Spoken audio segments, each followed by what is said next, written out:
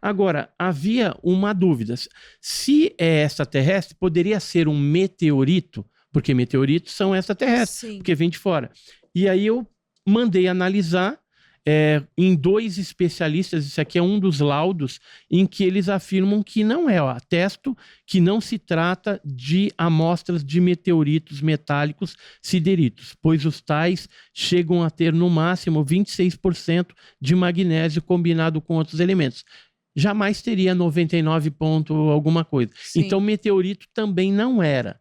Tá. E aí a gente conseguiu vários laudos posteriores da Caltech, da NASA. Isso aqui é uma das análises que foi feita na NASA em 1981, a pedido de um professor da universidade, Universidade de Stanford, aqui, Sim. Stanford University, né? Uhum. E aqui ele fala aqui, Brasil Magnesium Sample, né? É uma amostra de magnésio do Brasil, desse caso, né? De 57. E foi analisado e deu praticamente aqui a mesma coisa, né? Um pico de magnésio. Um pouquinho insignificante de zinco, de cobre, né? Mas quase na sua totalidade é magnésio, né? Assinado por esse cara da NASA aqui, o Richard J. Williams, né? Em 81 ele fez essa análise. Em 81 foi feita essa análise. Então, assim, hoje nós sabemos que esse metal de Ubatuba, ele é um ultramaterial, porque o isótopo é diferente, não é uma coisa da Terra, é um pedaço de OVNI extraterrestre, né, porque veio de fora. Agora a gente não pode falar assim, veio de outro planeta, veio de outro sistema solar, né? Não sabemos. Essa é uma das teorias, porque existe uma teoria que o próprio Jacques Vallée também defende, que é a teoria interdimensional, seres vindo de outras dimensões. Talvez o James Webb, né, esse radiotelescópio, esse telescópio que foi mandado aí para o espaço, está fotografando, não achou nada ainda, porque talvez a vida não esteja tão perto aqui, ou talvez esteja do nosso lado numa outra dimensão.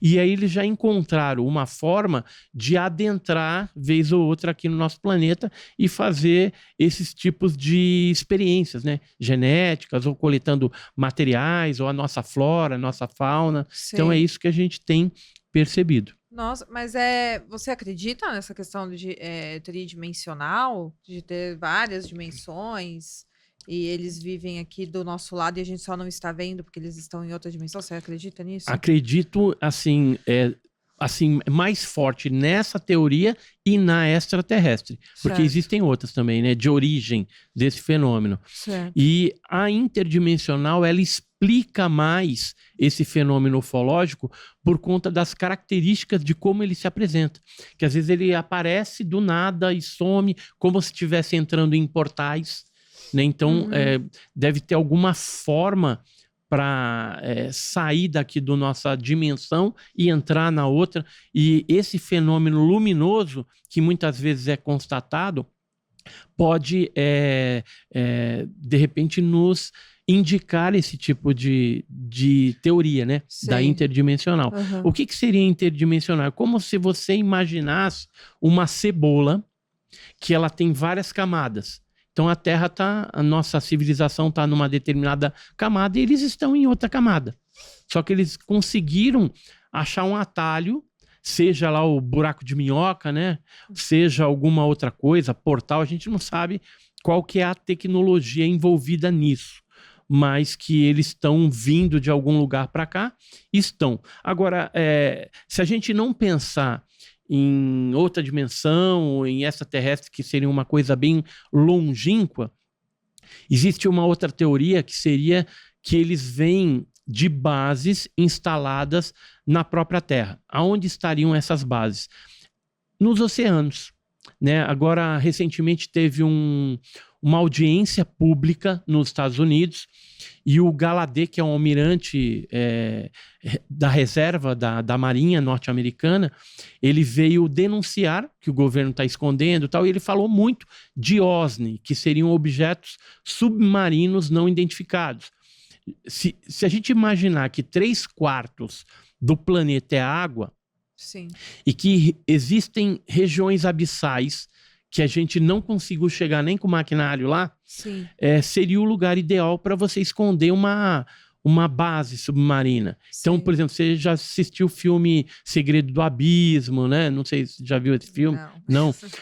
Assistiu o Avatar, o último, o Avatar, sim. Que é mais voltado para a água. Sim, sim. Então, tudo isso já são conotações divulgadas através de filme para demonstrar talvez esse tipo de coisa, que exista alguma coisa no fundo do oceano que guardariam essas bases estratégicas operacionais, e aí eles não precisariam estar vindo de tão longe, né? Estariam aqui do nosso lado, vez ou outra sai, vem, faz o que tem que fazer e volta para lá. Além da submarina, existe a teoria de bases operacionais na crosta terrestre, em protuberâncias, vamos dizer assim, cavernas. Não que a Terra seja oca, isso aí é a maior besteira do mundo, a Terra não é oca, tá? No passado teve americano que escreveu lá o livro A Terra Oca e tal, mas o cara estava totalmente equivocado. E o que pode ter, sim, é bases em cavernas. E aqui perto de São Paulo, existe o Vale do Ribeira. Não sei se você já foi lá nas cavernas do Petar. Mas não ficaria muito fácil eles serem localizados? Ter uma base numa caverna? Não necessariamente. Nessa região tem 300 cavernas. Tá. E nem todas foram... o pessoal conseguiu chegar no fundo. E o que nos faz crer que possa existir uma base também em alguma caverna nessa região do Vale do Ribeira, é porque já foi visto tanto seres saindo de dentro de caverna, como naves entrando e saindo de dentro de cavernas. Naves grandes e naves pequenas. Porque tem caverna lá que, só para você ter uma ideia, a Casa de Pedra, ela tem uma abertura tão gigantesca que daria para entrar um Boeing dentro dela. Nossa, é enorme. Então, só para você ter uma ideia assim do que a gente está falando em termos de locais que poderiam estar sendo utilizados por esses objetos voadores não identificados para ele se esconder, né? Ou criar uma base ali. Nos Estados Unidos, eles falam muito de algumas montanhas nevadas que tem lá, que no subterrâneo poderia ter alguma coisa, alguma base desses seres. Sei. Porque ali são áreas de bastante incidência, de bastante avistamento desses objetos e que constantemente estão sendo... Essa é a Casa de Pedra, olha o tamanho da abertura. É que não dá pra gente ter uma noção... Não dá pra ter uma dimensão muito boa. Mas olha o tamanho das árvores ali, que são gigantescas também. É verdade, né? Pelas aí árvores você dá pra ter uma noção, mas é gigante. Eu estive nesse complexo aí. São 300 cavernas para mais catalogadas pelo PETAR, que é o Parque Estadual e Turístico do Alto Ribeira. Sei. É uma área de grande incidência ufológica. Casos ocorrem lá desde 1941. Inclusive, eu cheguei a escrever um livro que chama Alienígenas no Passado do Brasil, e aqui a gente traz...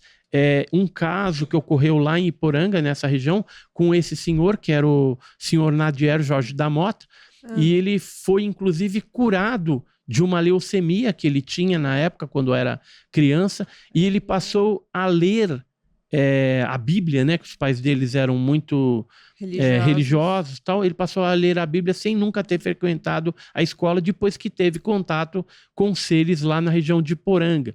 E aqui tem fotos também, uma das fotos de vigílias que a gente fez na região. Esse aqui é um dos objetos que foi fotografado lá pelo Jamil Villanova. Ele acredita que foi curado por um milagre? Não, ele foi curado por esses seres que vieram numa nave e pousaram no quintal dele. E quando o objeto pousou, era tanta luz que, na verdade, ele, como era uma criança, ele pensou que tinha amanhecido. Então ele saiu para o quintal pensando que já estava o sol ali para brincar. Só que quando chegou lá fora, era uma nave com seres que acabaram levando ele para dentro da nave, e aí ele passou a ter contatos, né, com esses seres lá na região em Iporanga, né?